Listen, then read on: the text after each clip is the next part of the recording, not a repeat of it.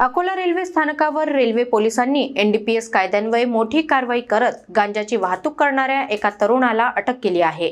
आरोपीकडून जवळपास 28,000 रुपयांचा प्रतिबंधित गांजा जप्त करण्यात आला आहे। अकोला रेल्वे स्थानक परिसरात आज सकाळी रेल्वे पोलिसांनी अंमली पदार्थ तस्करी विरोधात मोठी कारवाई करत गांजा वाहतूक करणाऱ्या आरोपीला रंगेहात पकडले।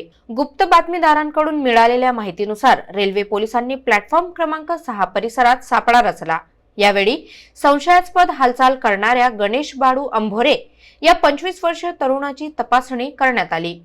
तपासादरम्यान त्याच्या सॅक बॅगमध्ये सेलो टेपने गुंडाळलेलं एक बंडल आढळून आलं। या बंडलमध्ये ओलसर फुलं, बिया व काड्यांचा हिरवटसर गांजा सापडला। एकूण 1 किलो 887 ग्राम वजनाचा गांजा असून त्याची बाजारभावानुसार किंमत सुमारे 28,305 रुपये असल्याची माहिती पोलिसांनी दिली।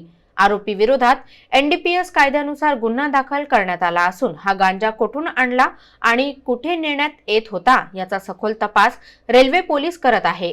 अंमली पदार्थ तस्करी विरोधात अशाच कठोर कारवाया पुढेही सुरू राहणार असल्याचा इशाराही पोलिसांनी दिला आहे। आज काय कारवाई करणार? आज रोजी सकाळी आम्हाला आमच्या गुप्त बातमीदारामार्फत माहिती मिळाली की अकोला रेल्वे स्टेशन प्लॅटफॉर्म क्रमांक 6 च्या बुकिंग परिसरामध्ये एक इसम गांजा घेऊन जाण्याच्या तयारीने आलेला आहे अशी माहिती मिळाल्याने आम्ही त्या आरोपीचा पोलिसांमार्फत रेल्वे स्टेशन परिसरात शोध घेतला असता तो प्लॅटफॉर्म क्रमांक 6 बुकिंग परिसरात मिळून आला। त्याला ताब्यात घेऊन त्याचं नाव विचारलं असता त्याने त्याचं नाव गणेश बाळू अंभोरे, राहणार नायगाव, अकोला असे असल्याचे सांगून त्याच्याकडे बॅग जी होती त्या बॅगमध्ये चेक केले असता त्यामध्ये 1 किलो 887 ग्रॅम वजनाचा गांजाचं बंडल मिळून आलेला आहे। सदर मुद्देमाल जप्त करण्यात आलेला असून त्याची एकूण किंमत 28,305 रुपये आहे। आरोपीला अटक करण्यात आलेली असून गुन्हाही दाखल करण्यात आलेला आहे। आरोपीने माल कोठून आणला होता याबाबत तपास चालू आहे।